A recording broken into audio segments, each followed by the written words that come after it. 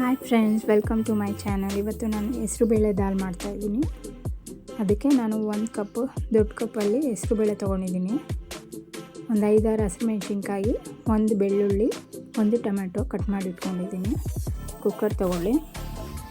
ಕುಕ್ಕರಲ್ಲಿ ಬೇಳೆ ಹಾಕ್ಕೊಂಡು ಸ್ವಲ್ಪ ತುಪ್ಪ ಹಾಕ್ಕೊಂಡು ಲೈಟಾಗಿ ಫ್ರೈ ಮಾಡ್ಕೊಳ್ಳಿ. ಫ್ರೈ ಆದಮೇಲೆ ಕಟ್ ಮಾಡಿ ಇಟ್ಕೊಂಡಿರೋ ಟೊಮೆಟೊ, ಹಸಿಮೆಣಸಿನ್ಕಾಯಿ ಮತ್ತು ಬೆಳ್ಳುಳ್ಳಿನ ಆ್ಯಡ್ ಮಾಡ್ಕೊಳ್ಳಿ.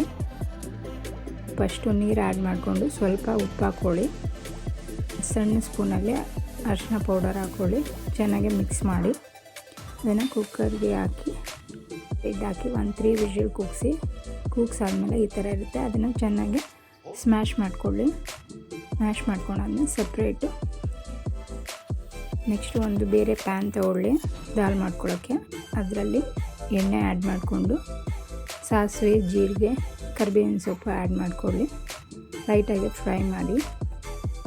ನೆಕ್ಸ್ಟು 1 ಈರುಳ್ಳಿ ಕಟ್ ಮಾಡಿ ಇಟ್ಕೊಂಡು ಅದನ್ನು ಒಗ್ಗರಣೆಗೆ ಹಾಕ್ಕೊಳ್ತಿದ್ದೀನಿ.